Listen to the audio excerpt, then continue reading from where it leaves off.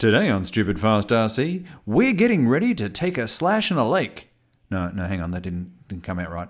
Today on Stupid Fast RC, we're getting ready to drive a Traxxas Slash RC car over a swamp full of duck shit. Yeah, that's it.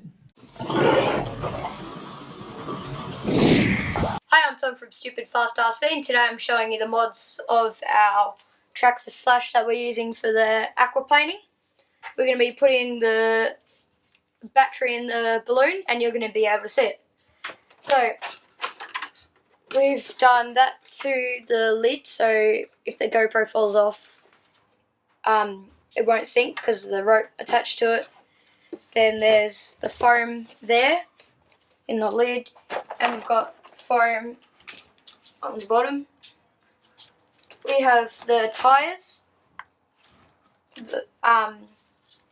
and everything's pretty much waterproof but the battery, and we use heavy duty lanolin oil to spray all the joints in it. And now Daddy's going to show you how to put a battery in a balloon.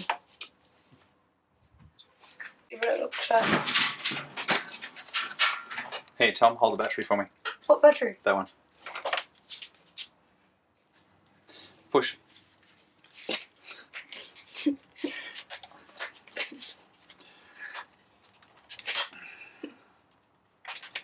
Oh, yours, and then you're going to put tape around the top of it. Where's the tape? No, we're not doing it now. And that's the balloon, the battery in the balloon. Apart from the tyres, this is a stock standard car. This is a Blackjack 26, and last time we had the camera, it worked really well, but last time we had the camera too far back, and so it didn't get a good shot, so we're going to put it on the front this time.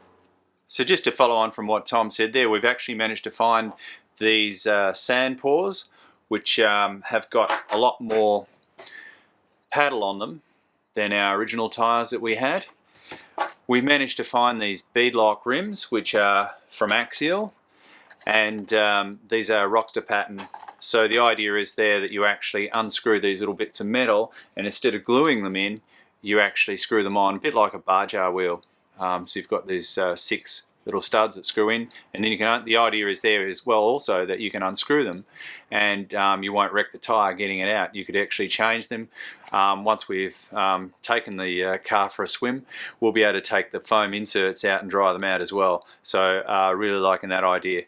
And while we're talking about tips, I found this bowl for holding bolts and nuts at Repco, and it's magnetic. So you can throw your bolts and nuts in there and they won't bounce out. Of course, if they're plastic, it's not going to work so well. But one of the things I guess you find when you're taking cars apart is that you quite often lose bolts and nuts. They bounce off the bench or fall onto the ground and roll away. That's great. So yeah, it's got a whopping big magnet on the back. You can actually stick it to something. You could theoretically throw your bolts and nuts onto the wall.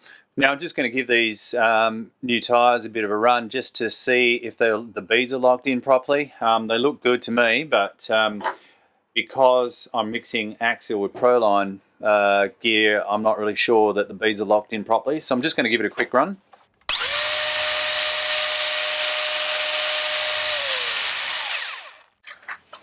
So they're looking pretty good actually, and I think we're just about ready to go.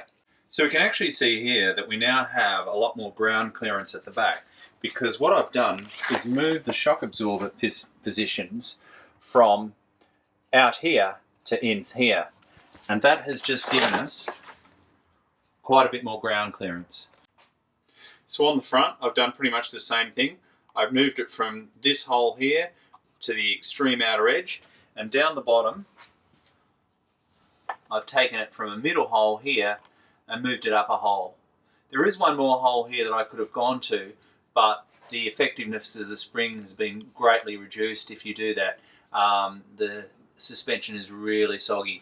What I have done though is put an extra spacer on every one of these shock absorbers to really compress that spring down and make sure we're getting maximum height out of this thing.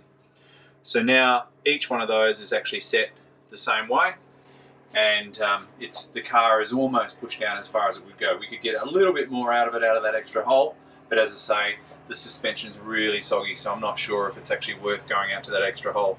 And the shockies rub a little bit on the back when you do that. So with the both rears and the front suspensions changed now, I've moved those shock towers over on the top and on the bottom.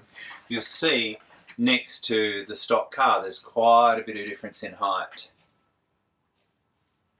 And that even with the smaller tyres. So these tyres here are actually a little bit smaller in diameter than the originals.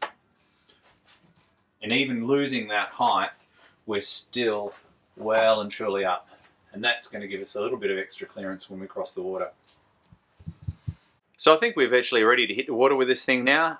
Thanks to the guys at Hobbytech for sacrificing their car, lending us their car, and all the gear with us, the different tyres and the support. And we're going to test this on the water in our next video, hopefully. And a video after that, we're actually going to try and see how far we can get running these down the water. We've got a few little bits and pieces to tweak yet, but if we can get it across the lake, then we're going to go for a much longer run. Okay. I can't wait to do the hydroplaning video and see you next time on Stupid Fast RC.